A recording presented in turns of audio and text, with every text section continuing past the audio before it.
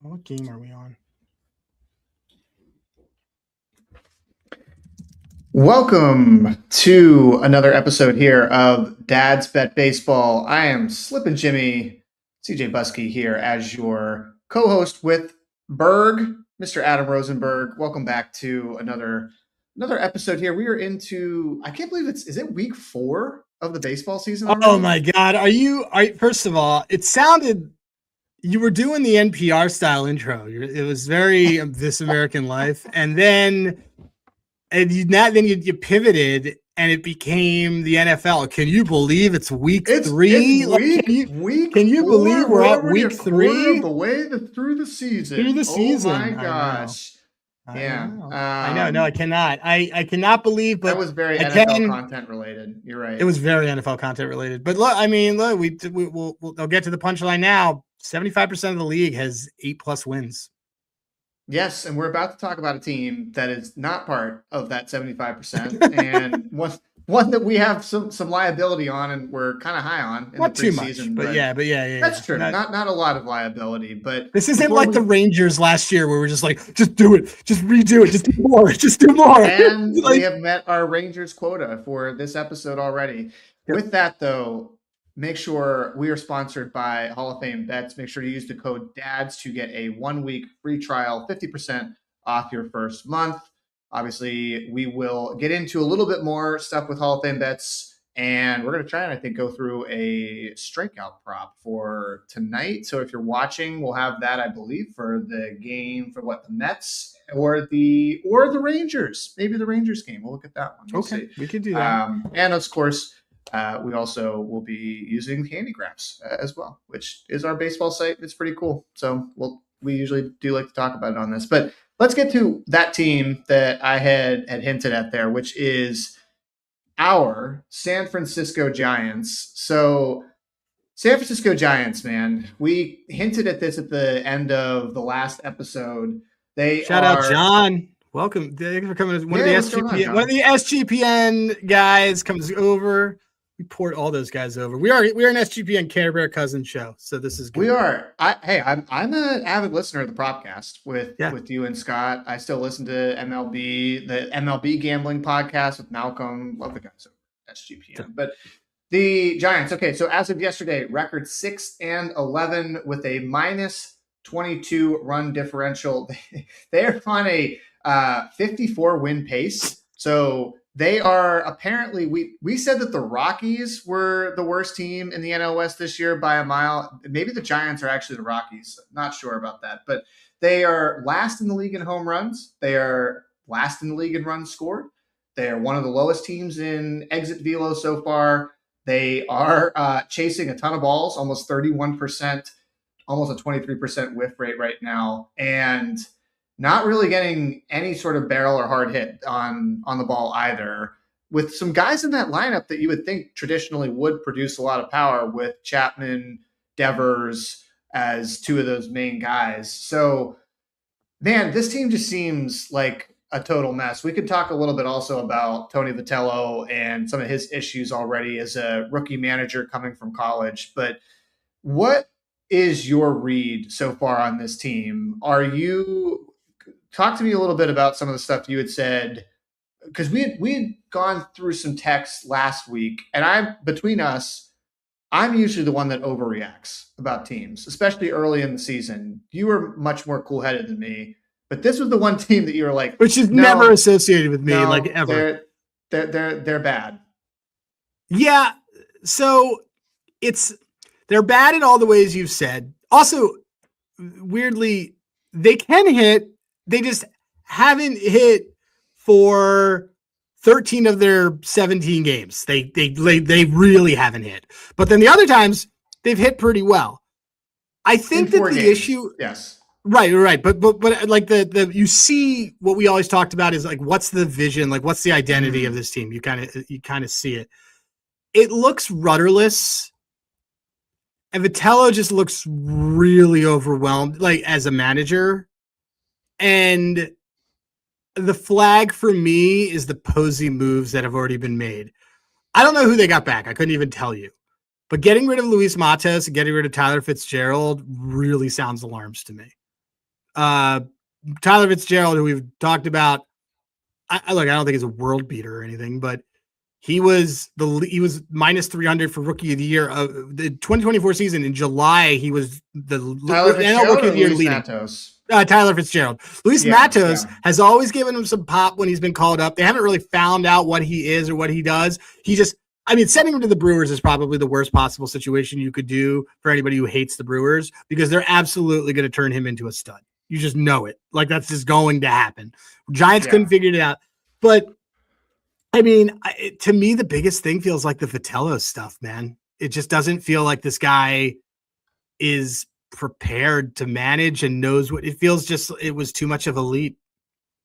Well, so I brought up on the last pod that he had gotten into some hot water with some of the players about some of the clubhouse stuff. And it wasn't so much anything that he had said in the clubhouse, but he broke one of the cardinal rules as a manager, which was he was airing some of the dirty laundry that was said in the clubhouse to reporters. And to me, that's like way worse than if he had just called out a singular player in the clubhouse, even though he hadn't actually earned respect there. To be fair to Vitello, he's, how many games in? 17 games in at this point. They've had multiple 3 or 4 game losing streaks, which is crazy. Well, haven't had a 7-game losing streak like the Mets yet, I guess. But they have had multiple 3 or 4 game losing streaks. But my issue is I have a couple issues on what to do with this team moving forward and why. I don't know if they're a buy low in terms of finding guys that I'm going to be able to back season long that are going to be at depressed prices. The big thing that I think we were also talking about was the fact that they had a lot of leverage on Logan Webb. And Logan Webb, as you had pointed out, he's had some pretty bad batted ball metrics for a couple of years now. And he's been able to sort of just figure out how to overcome that, or regression hasn't really hit him. So they were really depending on Webb. Webb's been bad. Which I told you, one of the reasons why I wasn't into him for Cy the last 2 years, he had bottom 5% of the league in hard hit rate. Yeah. And Tyler Mahle has another guy that we liked as a pickup for them in the offseason. And I actually had said, I think this is kind of an underrated move, that he could end up being a really solid third starter. He's been almost unstartable so far to begin this year, to the point where I don't know if he's actually going to be able to keep his rotation spot for much longer. So it's for some of the teams that have started off a little bit, from I would say underperforming or underachieving aspect, I haven't seen the combination of weak hitting and the weak pitching concerns the way that I've had with the Giants. The one thing I will say is they don't have a ton of injuries. It's not like the Blue Jays, which we talked about, where the Arise wrist thing worries me because of the way that's a little weird. That's a little bit worrisome. The Arise stuff, just signing as late as he did for as valuable as a player as he is for just contact and getting on base, was a little weird to begin with. But yeah, I think he just wanted more than he was going to get, and he's on the wrong side. Yeah. But all of the expected stuff, man, with them is not good. And small sample, but there's the only thing expected that's telling me they're better than where they should be is expected batting average. And yes, and nothing else really says that they're on the map for me. So as far as any bets go, is there anything? Are we officially fading this team? Or are we doing nothing with this team? Oh God! Well, we're not taking them. So I've been taking more overnights using Handigraph's Game Center, and we'll talk about that a little later. But the thing that I have the reason that I've taken the Reds the last 2 nights. You know why? Because the Giants have inexplicably opened up as road favorites both of those nights, and which is just inconceivable to me. And I am pulling up their upcoming schedule. So they're going to go to Washington, and they're going to catch in Washington, who's hitting well, by the way. They're going to catch, I would argue, the weakest part of Washington's rotation in Littell, Cavalli, Mikolas. And they'll have the They look like they have edges actually in 2 of these 3 starter matchups, just based on I would take Webb over Littell. I would probably take Ray over Mikolas. In fact, no, I definitely would. And then they have an off day next Monday. The problem is they're gonna be favored in all 3 of those games. I'm gonna guess based on the pitching matchups. Cavalli versus Hauser. They're going to be favored in this. They should be favored. I think they're going to be favored in all of them. Yeah. So here's the thing, though. They got a 3-game. Then they come home. This is what the panic button happens if they can't come back and right the ship after a homestand. They're going to play the Dodgers at home starting on the 21st. They have traditionally played very well against the Dodgers at home. They have, no matter what the lineup is, they have traditionally been able to do it. Right back to playoff games, all sorts of stuff. They've been able to do this pretty well. That's you can't get swept there. Yeah, they got it. It's and the Dodgers look like they're going to be throwing for that if things hold. The Dodgers are going to be going. It's Yamamoto, Ohtani, Glasnow against Molly, Ralph, and Webb. Ralph's been fantastic, by the way. So you got to hang tough there. That's the biggest thing that I could really say. But they're not a straight fade because, like you just said, they're going to go to Washington and they're going to be favorites in 2 of those 3 games. Yeah, I'm just looking at. So there is some live win totals right now. You can look at this on FanDuel. So they're not over unders, but 80 plus wins you can get them at plus 132. 90 plus wins you can get them at plus 820. I don't know for 80 plus if plus 132 for me, to be honest, is long enough. Like if this was like a 2-1, I would. For them to finish 500 is plus money. Yeah, like plus 130. They could finish under 500. Yeah. That's literally the same bet that we took on them preseason, though. I mean, it's just, I guess, something's got to give on this team. Who are their bench coaches? I know that we should know this, but let me just look at Giants. If they were to make an abrupt change, which is not something I think that they should do. I haven't heard of any of these guys. I don't think Vitello's getting fired though. I think he's going to at least make it through. Ron Washington is their infield coach. So if anything were to Jesse Chavez is their bullpen coach. They actually could promote Ron. They could probably see a scenario. Here's what I think is going to happen. I think just looking up. I think that what is likely to happen is so Jace Tingler is their bench coach now, and he has previously coached. He's been a bench coach, and he's been a backup bench coach. But I could see Ron Washington being moved to the bench as a co-bench coach to kind of right the ship a little bit. Mm-hmm.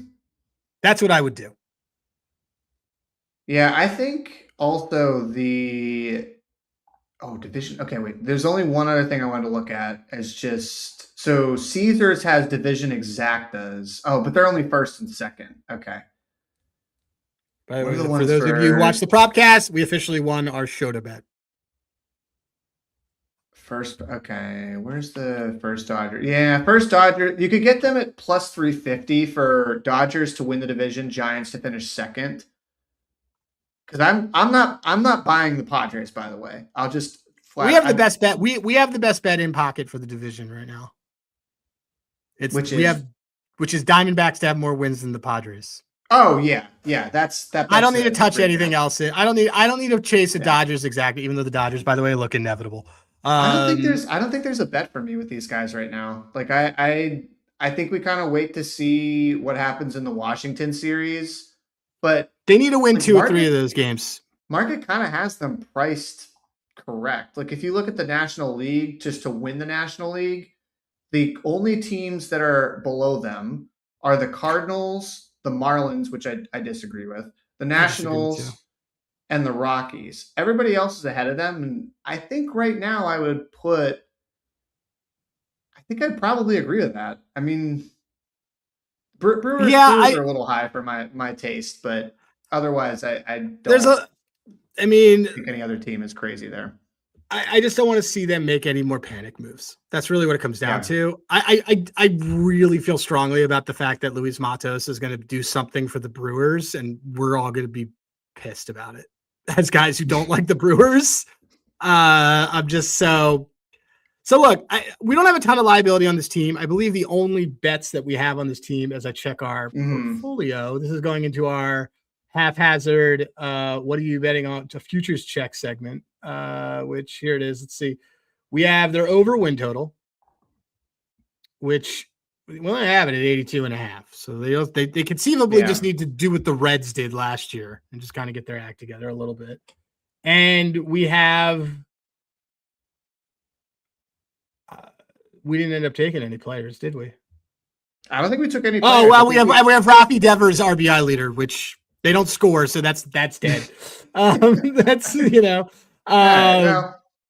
It made sense in the preseason to do that. I mean, there's a lot of things that are kind of. Yeah, I mean, we don't have a ton of liability. If you're a Giants ticket holder, I mean, it's not looking great, but I don't. We had them to win the NL pennant. Really. Yeah, I know that was the one at like 20. That's the faded 6. We took it at 20. We took it at 25-1. Circa immediately moved it after you and I bet it in December, and then they immediately moved it back to 35-1. Like,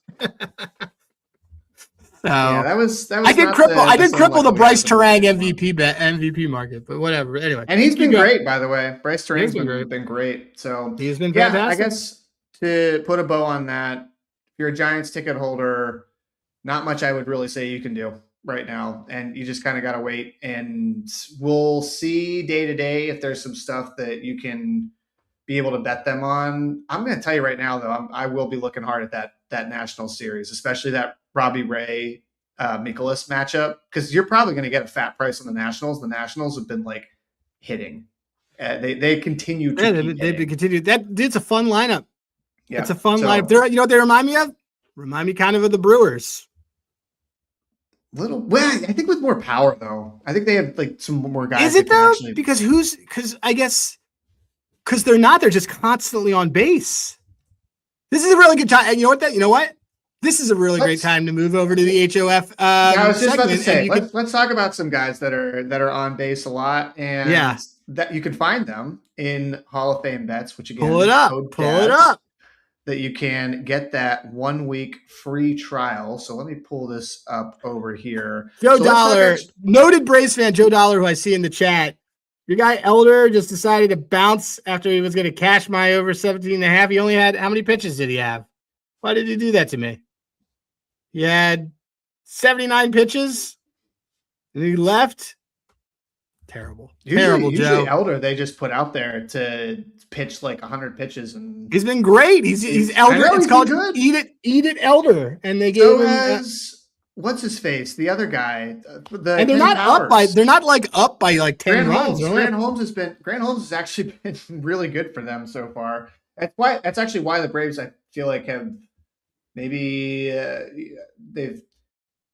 they've convinced some people that they're a lot better than they actually are. That's our next episode. There's some sheep and wolves clothing on a lot of these things. So, all right. But there's also a lot of parity. Anyway, keep going.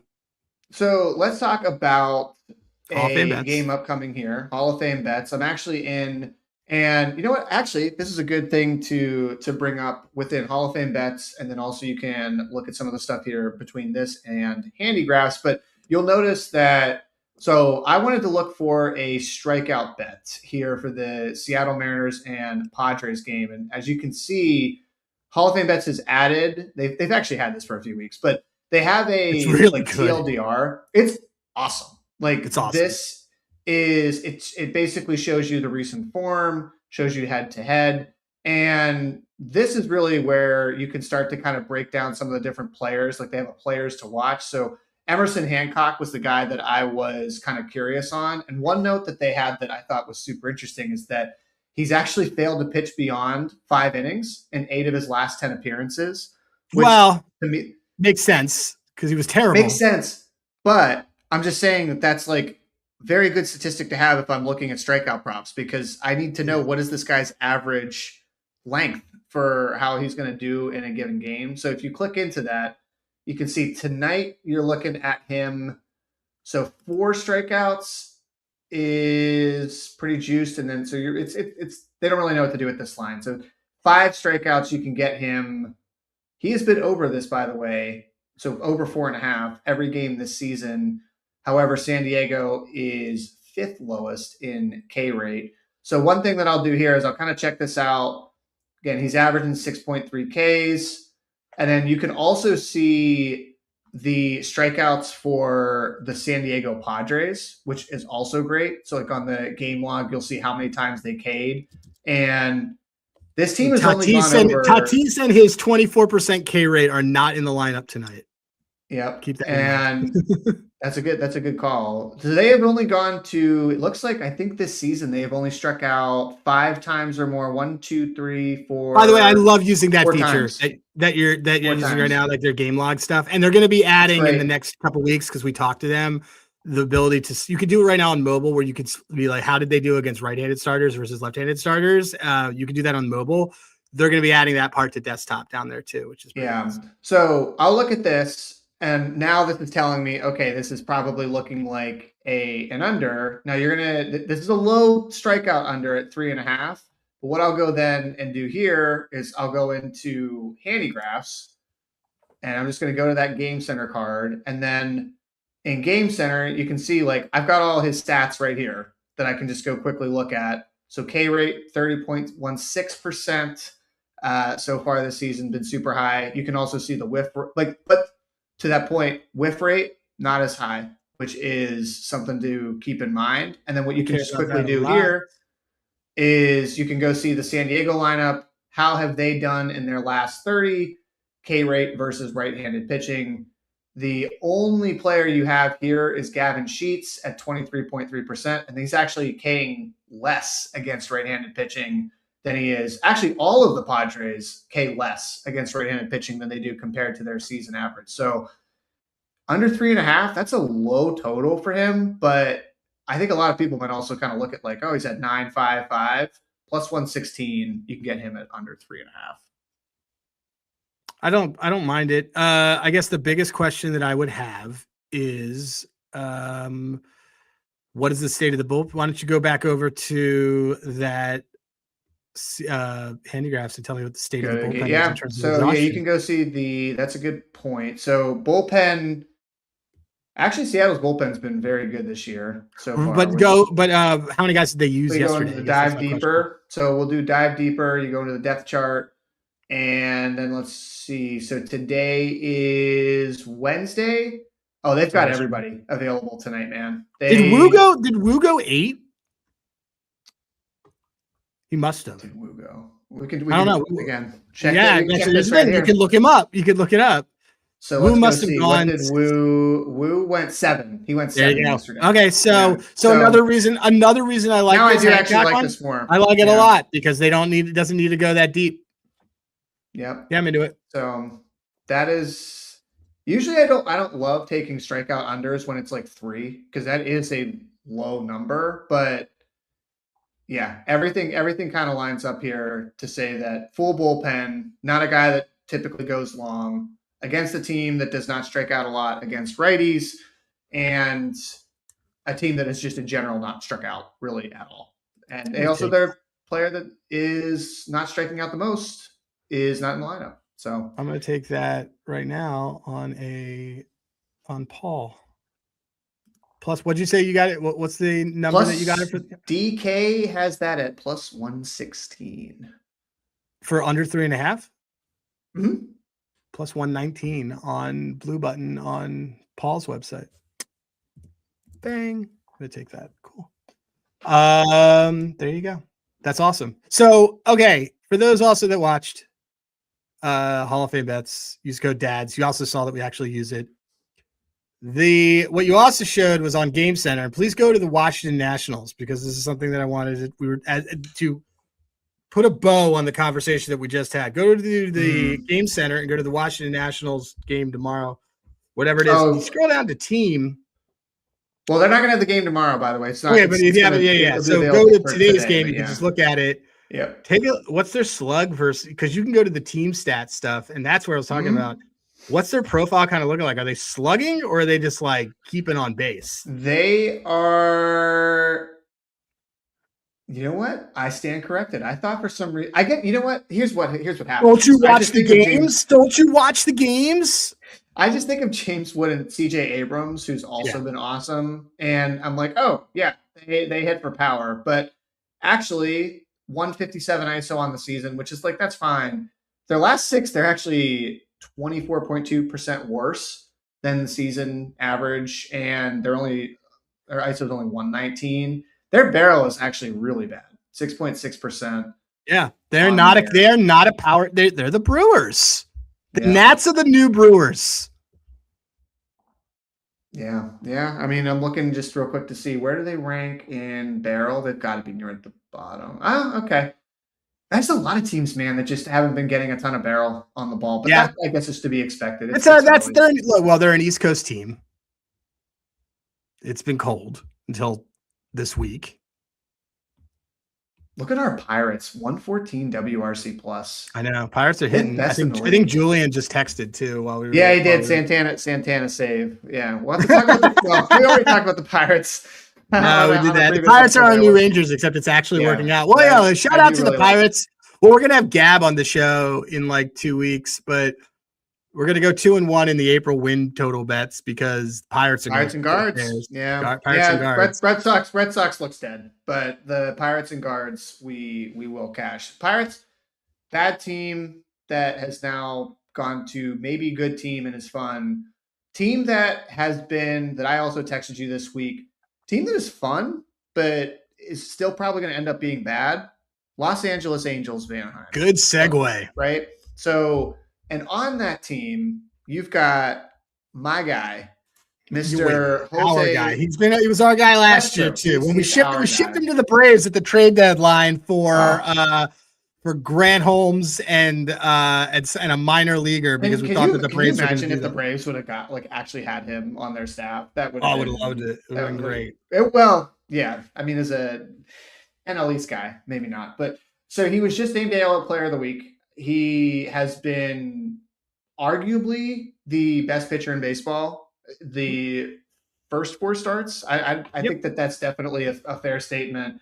His whiff rate is approaching almost 35%. Ground ball rate, crazy. He's the best ground ball pitcher in baseball, and now he's striking guys out.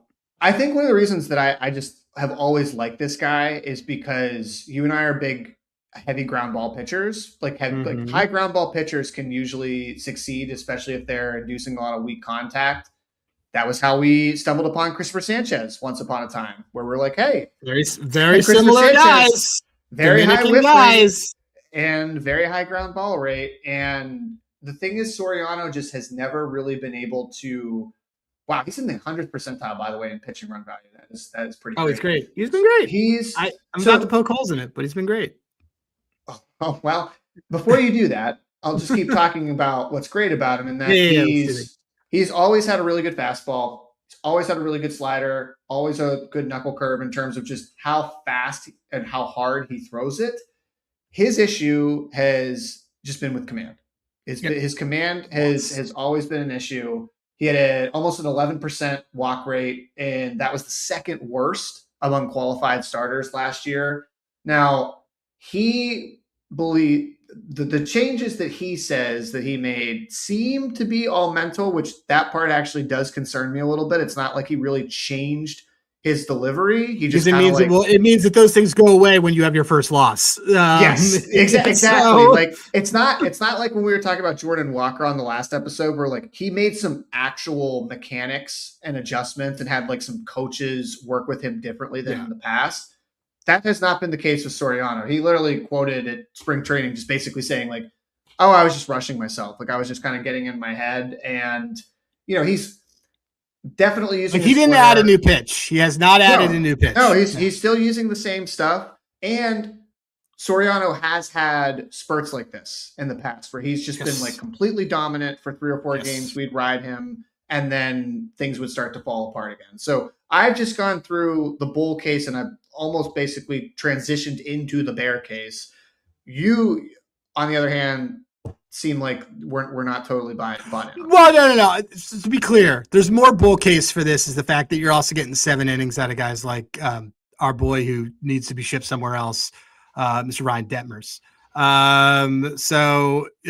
Because when you're able, last year, I don't think that there was another pitcher on that staff who was giving them 5+ innings, and that was then cascadingly putting continued stress on him that then he's not going to be able to be perfect. It's part of the problem that you're seeing with the Phillies right now. They're not getting quality starts out of the guys. Joe texted me earlier today, and he's like, Luzardo's wearing it. Like, Luzardo has to wear it. Like, they can't keep doing what they're going to do here. So I am a Soriano guy. I am with you. People need first of all, he's not winning Cy Young. This is one of those things. So I was just about to bring up his odds for that. So Caesars 20 to 1. At 16 to 1, which no way I'm taking that. Like, well, the Angels are still a 75 win team, and he's not getting they're not giving Cy Young to a 75 win team. It's just not. That's not happening. He can, but he has to be pitching. He literally has to be flawless. He has to be like almost like a sub-1 ERA to win it when you have like 75 wins. Yeah. So let me tell you some things on why. Just a couple. This is more caution on Soriano. I do think Soriano is a good pitcher. We have seen Soriano right now as an elite pitcher, and here's why. Start number 1 is against a Houston team on opening day that couldn't start their best hitter last year, Pena. Had Joey Loperfido batting 5th, and we've been down on either way. Opening game, cool, own them. Start 2 was also week 1 against a Cubs team with 18-mile-per-hour wind coming in and a 45-degree temperature. Very good for pitchers. Start 3 was against a Braves team off 12 straight games, including a road trip with no off days in between their home and their road series. And start 4 was against a Reds team that, despite being fun, is monstrously flawed. So I'm just pumping the brakes. He is probably somewhere between how good we thought he was last year and what we're seeing now, but he isn't. But I just want to caution because his schedule looks great. He avoids the Yankees this week. This entire Yankees series, he avoided them. And his next starts at home against the Padres, who we just talked about, aren't a very impressive team. So it's great, but he's getting fantastic spots. Yeah, so he had so to go back through those game logs, says Cincinnati almost dead last in WRC plus against righties so far this season. So that's to be noted. Atlanta actually has been pretty good. And then who was it? That spot right? Though. That was 12 straight games they had played because they had no off days to open the season, and it was the first game of the road trip. And I immediately said, because Joe was in my DMs telling me I was wrong. It was get sale, and everybody was shipping the Braves, and I said this is a massive down sales start because of this. Astros and Cubs were the other two, and you know what? The Cubs and the Astros also started off the season hitting righties very poorly. As I'm just looking here at the last 6, last 12, and last 21 that we have on Handigraphs, and last 6 Cubs are top 10. Astros are basically in the top. Actually, amazing to me that the Astros are hitting just that well. They must be dog shit against lefties. They've been really. I guess the Astros just don't have any pitching at all. That's the thing. And Jordan has been really good. But either way, if you're tempted by the Cy at 20 to 1, no way I'm touching. How did his odds get shorter and he hasn't had a start since then? It was 20 to 1 on Sunday. Yeah. I think he was actually. Guys, don't chase markets. Hold on. PSA. Yeah. Do not chase markets right now. You're going to hear a lot of buy high on dudes right now. Now is not when you should be buying Sal Stewart for Rookie of the Year. Now is when you should be buying Connor Griffin for Rookie of the Year, who's been awful out of the gate. Yes. Now is when you should be looking at guys you should be looking at I don't know. Like, well, see anybody on Seattle? Is still so bad. I was gonna say Hunter Brown. Is that who you're about to say? No, I was just saying Connor Griffin's price is still so bad. It's only 6-1 right now. That's still better than it was 3. It was 3-1. It was like he was like plus 200 after he hit the double in the first game. Yeah, I mean, my point is, don't buy short. Like so let's people's probably thinking, okay, so be actionable, guys. Like, how do I back Soriano right now? And I'm gonna say you absolutely back him the next 2 starts.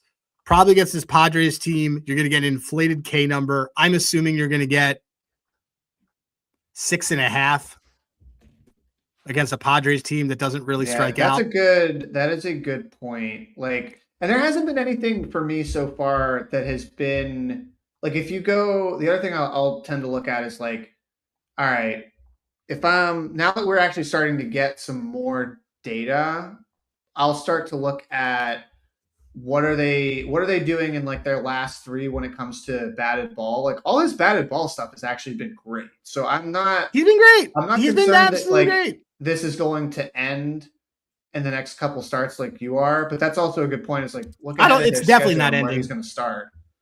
Well, it's not ending in the next couple starts is the thing. Is you have a week and a half of this at least.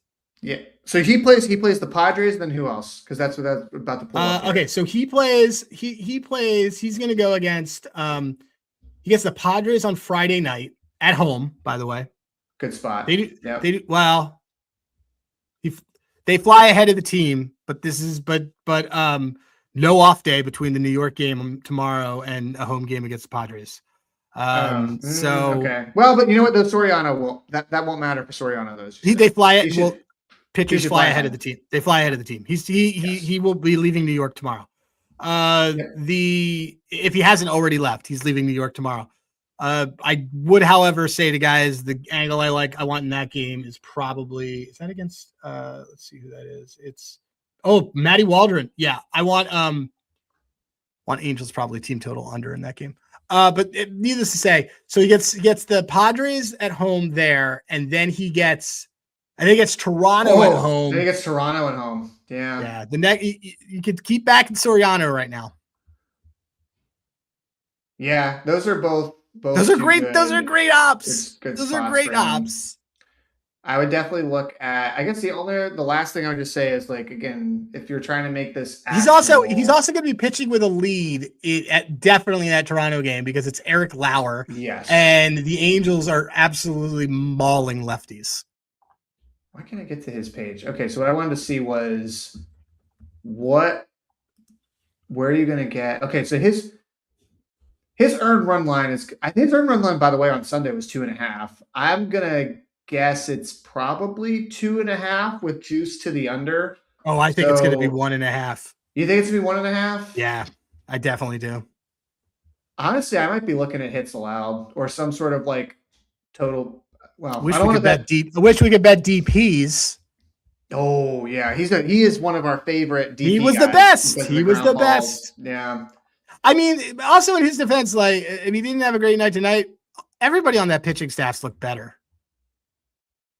Mike Maddox is their pitching coach. You know where you're probably going to get some value on him, though? It's going to be either you're definitely going to get him at like 16.5 or 17.5 outs, which he has cleared that easily every single game this season. Yep. Or you can bet him on the walks. He still walks guys. Like, as good as he's been on everything else, you can bet him on the walks. He's given up 3, 2, 0, and then 3 again. You're probably going to get him at a plus price for 1.5, just given how well he's pitched in the last couple of starts. So I would look at I think I would look at outs probably primarily because of especially what we just talked about for Friday. And then I would also look at the walks number. Because if it's 1.5 and earned runs, that's hard for me to bet unless it's hard for me to take price. Well, they're comparing him to Christopher Sanchez, so that's kind of the things. But that's basically what he's getting. So yeah, look, there's kind of a pivot though on this. It's Suzuki's their manager, right? Yeah. Yeah. We want him. Yeah, Suzuki. We want him for manager of the year. Is that the best way to buy anything on this Angels team? Then I said, hey, we want to go to the playoffs. And you said, No, man, they're just going to be fun, and they are fun. They're not that. By the way, Cash Bryce Terang walk tonight with the new filter that I've been messing around with. Thank you, Mobes. Wait a minute. Oh, okay. Hold on. I thought I just saw a number here on FanDuel, and I was like, this is a glitch. It was 33-1, but it was for the Angels to get a bye in the playoffs. No, and that's not short enough. Don't bet that. However, to make the playoffs is plus 650, which is the same number that it was preseason, right? So that hasn't changed. But I don't know what the number would be on Suzuki, but it's definitely going to be longer than that. No, it's going to probably be. Oh, it's probably. Are they about 500? They are. I think they're like 8 and 9, aren't they? His is probably 25 to 1. Let me look. I think the Angels are 8 and 9. Oh, well, they might be 500 after tonight because it looks like they are about to. Also, Yankees, like, come on. You couldn't lose the first game of the series. They will be over 500 if they win tonight, so they'll be 10 and 9. But you're welcome. Scott and I took care of that. Scott and I coming in here talking about the Yankees while you were out. They did not win a game after that. I know, but lose your 6th game so we can just cash the 5.5. Please, now I got to wait for another losing streak for that to happen. And also they barely cashed that night, or barely won that night. Angels kept coming back in that game, but yeah, Soriano's good. What can I say? No bets on him, but back him day to day. Kind of like the stuff we said with Jordan Walker. Yeah, agreed. If you can find a fat price on Suzuki, maybe it's worth a dart. So summing it up. Find some ways like that on Soriano and the Giants critical series coming up here. So what do you put in the series price for them against the Dodgers at home? Let me the Giants? Yeah. What if it's going to be like 3 or 4 to 1, something like that. Is that better than betting them on the money line 2 of the games? Probably. No. Depends on what the line is. They're going to be okay. So they're going to be at least 2 to 1. I think Yamamoto will be a minus 190 favorite. Let me see something here. So let's say what the series price is. Yamamoto versus Webb. Yamamoto is probably going to be a 180 favorite. I'm guessing. So that makes them plus 135. Plus 140 at home with Webb starting. Yeah.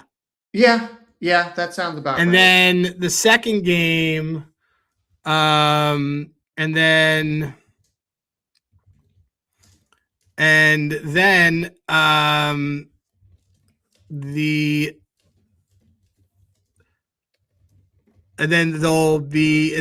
there's the other game will be Ohtani, and they'll be a little bit less. Anyway, yeah, I'm running some math here. If we say that the series is like 3 to 1 for them to win the series.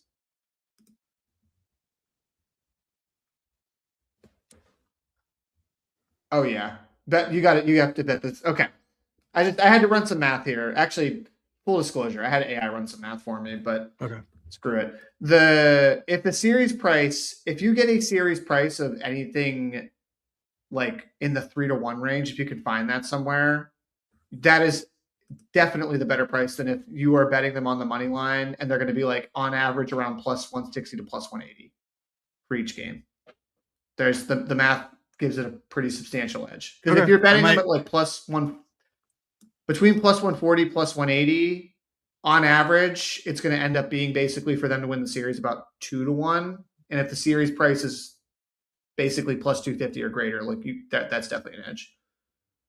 Okay, well then you should probably look to that. Look at that one, but watch that Washington series.